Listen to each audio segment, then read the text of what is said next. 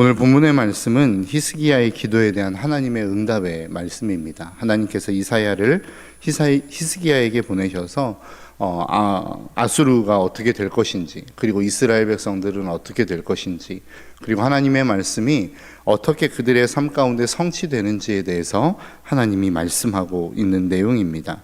오늘 본문의 말씀을 보면 참 희한한 이야기를 하십니다. 하나님께서 아수르 왕에 대하여 말씀하시기를 네가 누구를 꾸짖었느냐라고 이야기하시죠. 오늘 보면 22절입니다. 내가 누구를 꾸짖었으며 비방하였느냐, 누구를 향하여 소리를 높였으며 눈을 높이 떴느냐, 이스라엘의 거룩한 자에게 그리하였도다 라고 말씀합니다.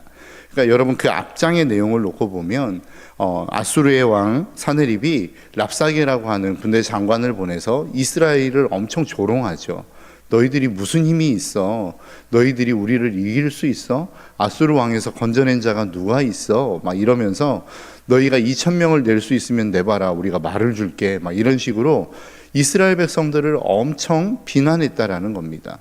너희들 더 이상 히스기야 이야기 듣지 마, 다 거짓말이야, 이런 이야기들을 막 했는데 하나님께서 그 모든 했던 이야기에 대해서 뭐라고 말씀하고 있냐면, 그렇게 비방하고 그렇게 누구를 향하여 꾸짖었던 이야기가 히스기야를 대하여 했던 이야기가 아니라고 이야기하고 있는 것입니다.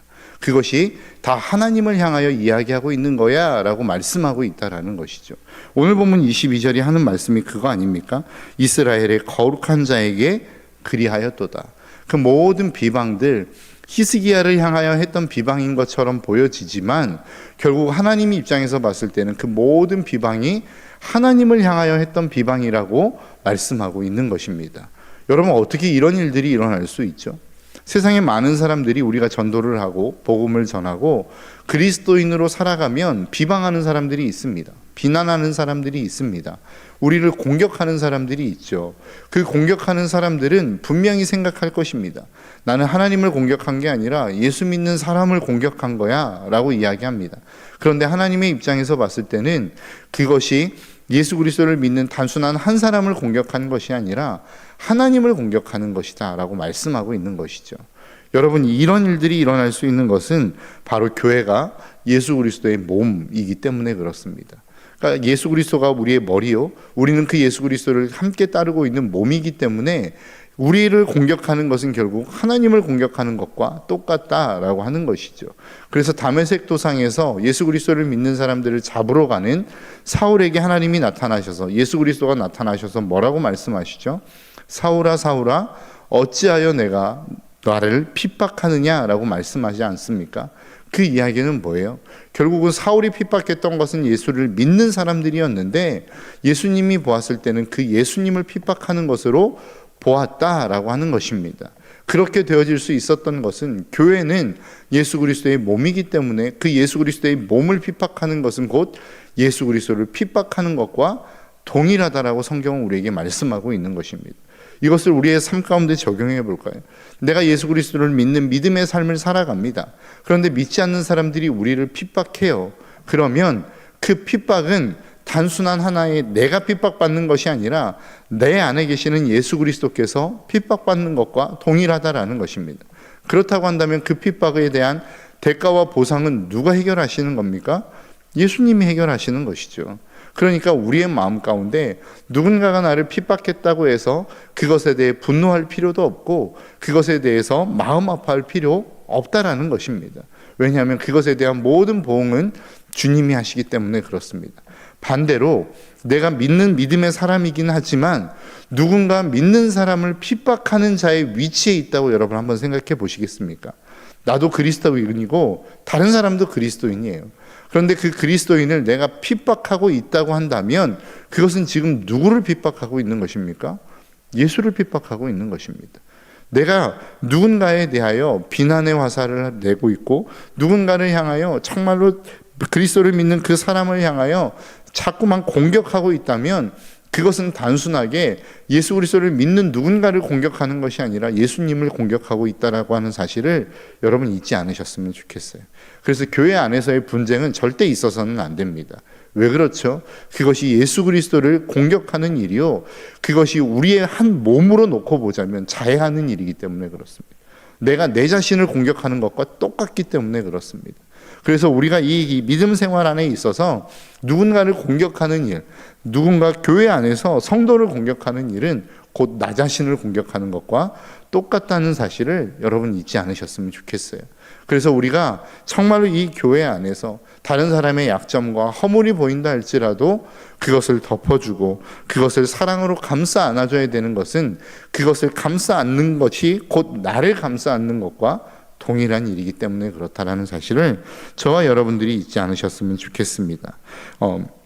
아수르 왕이 결국은 이렇게 교만하여져서 그 하나님을 향하여 공격하는 공격을 했습니다. 그런데 그렇게 공격하고 그렇게 많은 사람들을 조롱할 수 있었던 이유에 대해서 23절부터 25절은 이렇게 말씀해요. 내가 사자들을 통하여 주를 비방하여 이르기를 내가 많은 병거를 거느리고 여러 산 꼭대기에 올라가며 레바논의 깊은 곳에 이르러 높은 백향목과 아름다운 잣나무를 베고 내가 그 가장 먼 곳에 들어가며 그의 동산에 무수한 수풀을 이르리라. 내가 땅을 파서 이방의 물을 마셨고 나의 발바닥으로 애굽의 모든 강들을 말렸노라 하였도다. 내가 듣지 못하였느냐라고 말씀합니다. 그러니까 지금 그 아수르의 왕이 이토록 교만할 수 있었던 것, 하나님을 조롱하며 그 하나님을 향하여 거룩한 자에게 그렇게 비방하며 그렇게 공격하며 꾸짖을 수 있었던 이유는 실질적으로 그가 가지고 있었던 힘이 컸기 때문입니다. 그러니까 이방의 민족들을 짓밟을 수 있는 힘이 있었고 이방에 들어가서 모든 나라와 민족들을 공격할 수 있는 막강한 강력한 힘을 가지고 있었기 때문에 그렇게 하나님을 조롱할 수 있었다라는 거예요.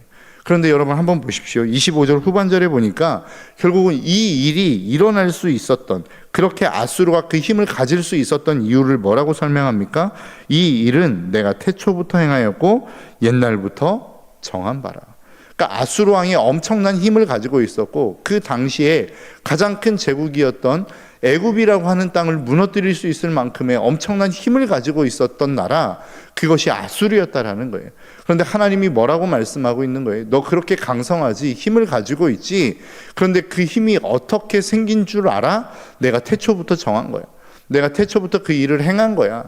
옛날부터 그 일을 할 수 있도록 그렇게 정했기 때문에 네가 그 힘을 가질 수 있었던 거야 라고 말씀하고 있는 거예요. 다른 말로 표현하자고 한다면 하나님이 그 나라와 민족에게 그 힘을 주었기 때문에 가능한 것이다 라고 말씀하고 있는 것입니다. 여러분, 우리의 삶 가운데 주어지는 힘이 있습니다. 능력이 있습니다. 권력이 있습니다. 자리가 있습니다. 그런데 그 자리의 모든 힘과 권력과 권세가 누구로부터 주어진 것이냐? 하나님이 주어진 것이라는 것이죠.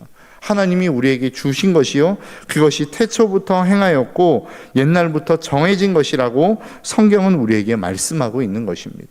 여러분의 삶 가운데 주어진 자리가 있습니까?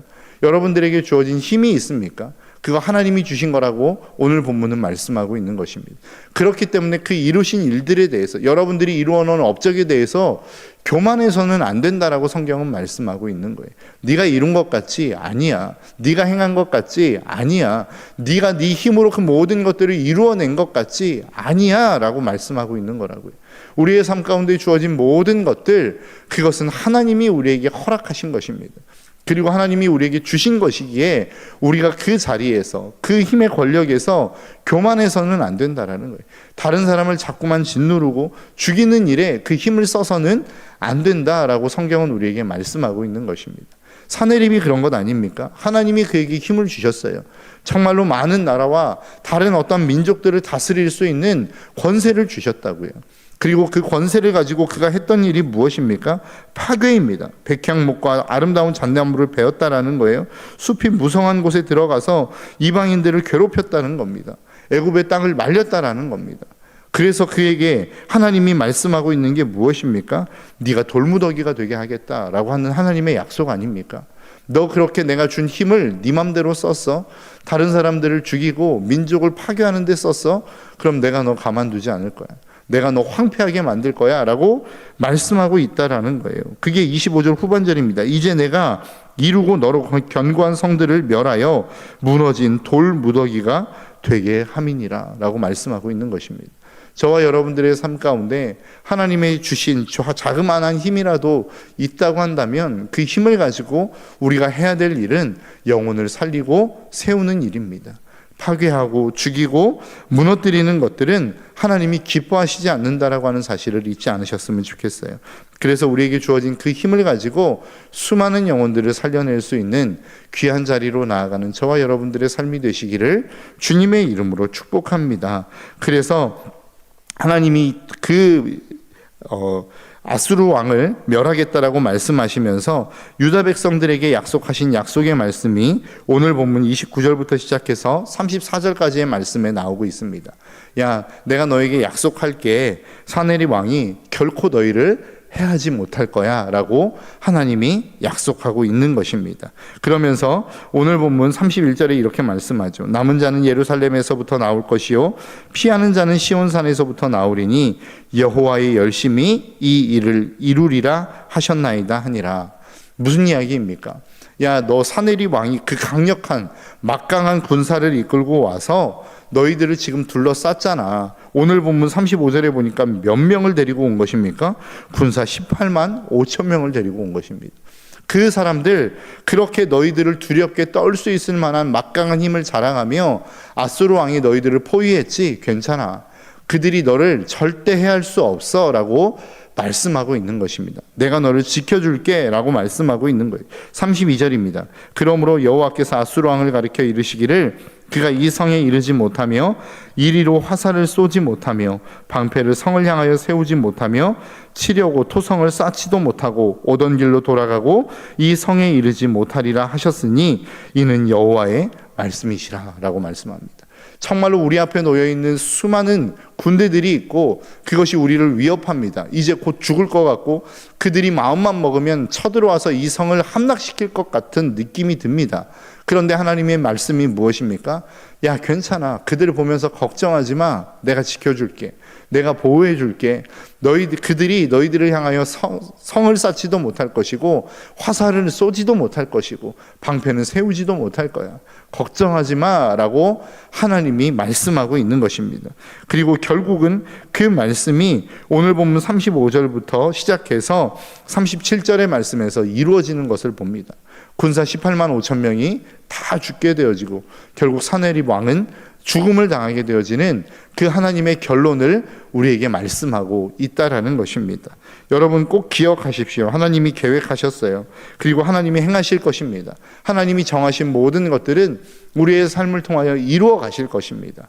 그렇기 때문에 우리의 삶 가운데 우리의 삶 앞에 놓여있는 현실과 우리 앞에 펼쳐지고 있는 상황들이 정말로 암울하다 할지라도 우리가 걱정하지 않을 것은 하나님이 태초부터 계획하셨고 그 하나님이 정하셨고 하나님이 행하셨고 지금도 이루어가고 계시는 그 모든 계획들은 우리의 삶 가운데 귀한 약속의 말씀들로 우리에게 주어졌다라는 거예요. 그 약속의 말씀이 무엇입니까? 하나님이 우리와 영원히 함께 하시겠다는 겁니다. 하나님이 우리를 보호하시겠다라는 겁니다.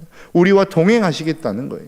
그렇기 때문에 우리의 삶 가운데 펼쳐진 우리의 삶의 모든 것들이 우리를 두렵게 만들고 힘들게 만들고 아프게 만든다 할지라도 우리의 마음 가운데 있는 그 하나님의 약속을 붙들고 나아가는 것이 우리의 삶 가운데 필요하다라고 하는 것입니다.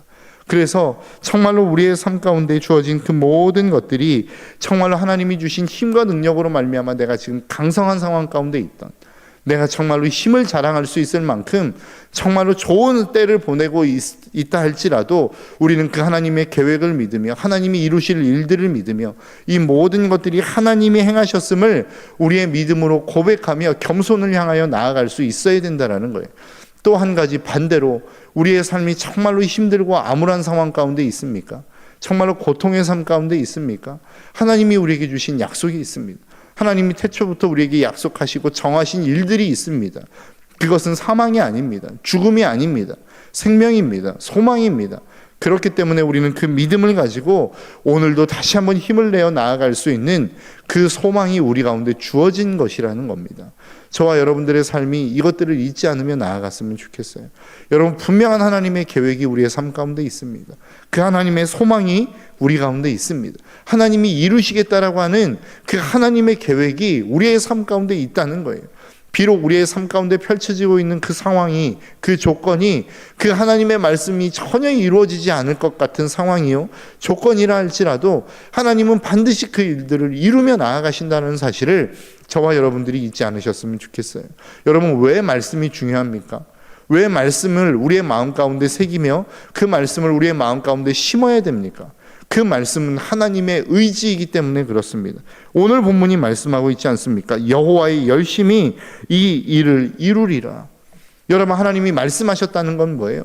하나님이 계획하셨다는 것이요, 반드시 그 일들을 이루시겠다라고 하는 하나님의 의지가 담겨 있는 거란 말이죠. 그래서 우리가 하나님의 말씀을 듣고 그 말씀을 우리의 마음 가운데 새겨야 되는 이유는, 하나님이 말씀하셨다고 한다면 하나님의 말씀은 반드시 이루어지는 것이기 때문에 그렇습니다. 하나님이 우리를 지키시겠다라고 약속하셨으면 그 약속을 하신 이유는 반드시 하나님이 우리를 지키시겠다라고 하는 하나님의 의지가 그 약속 안에 담겨져 있는 거란 말이죠. 그렇기 때문에 우리에게 소망이 있는 것 아닙니까? 모든 성경의 약속은 하나님이 우리와 함께 하시겠다라고 하는 약속으로 가득 차 있습니다. 하나님이 우리를 구원하시겠다라고 하는 그 약속으로 가득 차 있다는 거예요.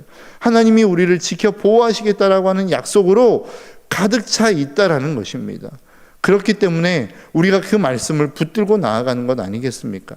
저와 여러분들의 삶 속에 이 하나님의 말씀을 붙들고 나아갈 수 있는, 그래서 믿음으로 나아가는 이 놀라운 축복과 은혜가 저와 여러분들의 삶 가운데 충만하게 넘쳐나시기를 주님의 이름으로 축복합니다. 그래서 상황을 뛰어넘는, 그 환경을 뛰어넘는 하나님의 일하심을 경험할 수 있는 이 오늘 하루의 삶이 되시기를 주님의 이름으로 축복합니다. 기도하겠습니다.